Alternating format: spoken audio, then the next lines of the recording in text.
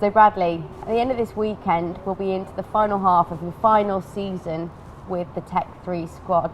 This is going to be such a pivotal moment in your career because you've been with this team since 2011. Now, before we press too much on that, first let's take it back to this season so far, because coming into it, you obviously came off the back of a fantastic 2015. You finished 6th in the championship. You obviously got podium in San Marino, and you were the highest placed satellite rider come the end of the season as well. But it's just not all gone to plan this year, has it? No, it's not clicked at all. For many reasons, but not one that we can really put our finger on. I think it's just a combination of things. Like you said, last year was flawless. We really didn't, as a team, didn't put a foot wrong. We didn't have any mechanicals. I didn't have any crashes. I finished all 18 races. We were fast, we were consistent, we were strong. And then this year it's kind of completely turned on its head, and that's motorsport to a certain extent. I don't feel that I'm necessarily doing anything different this year. It's just, whereas last year things happened and you were okay, so for example the front would slide, the rear would slide and you'd catch it. This year every time it slides I end up sliding on my backside, and lacking a bit of confidence and just lacking a little bit of everything. And in MotoGP 1%, 2% makes all that difference, so it's frustrating. It's not been a fun one, but it's actually made me appreciate what we achieved last year was, exceptional, and made me understand that racing isn't quite as straightforward and controllable as maybe I thought at the end of last year. Sure. The announcement that you'd be joining KTM came as early as Qatar. Now, I know for some, or the general impression would be that's quite a good thing because it means that you can get your head down for the rest of the season and focus. And I think you said something in a previous interview that alluded to that as much. So, I think we mentioned even a particular race here a few years ago in 2014 that as soon as you knew where your future was, it enabled you to concentrate on the job in hand and focus on this season.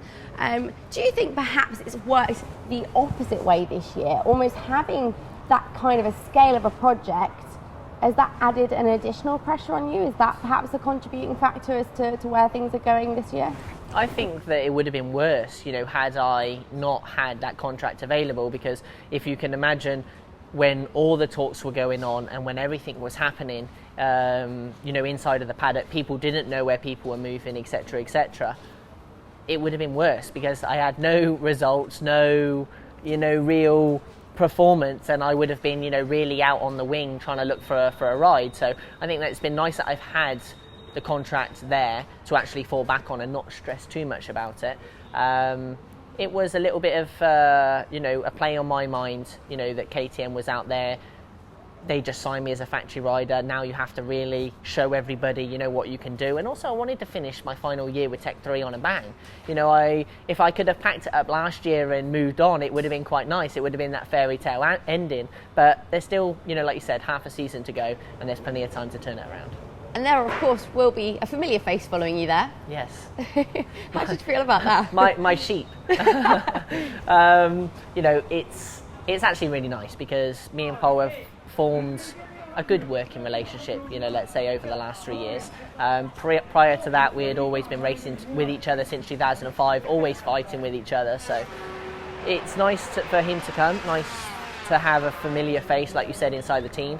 He has strengths that I don't, and I'd like to think that I do, that he doesn't either. So I think we work quite well as a group, and I think we've pushed each other on really well inside the Tech 3 team. We've kept each other inside the top satellite, area. He did a fantastic job in his first year, me last year, and then he's doing, the good job again this year. So we keep on pushing each other, and that's finally what someone like KTM needs. So fingers crossed it works out to plan.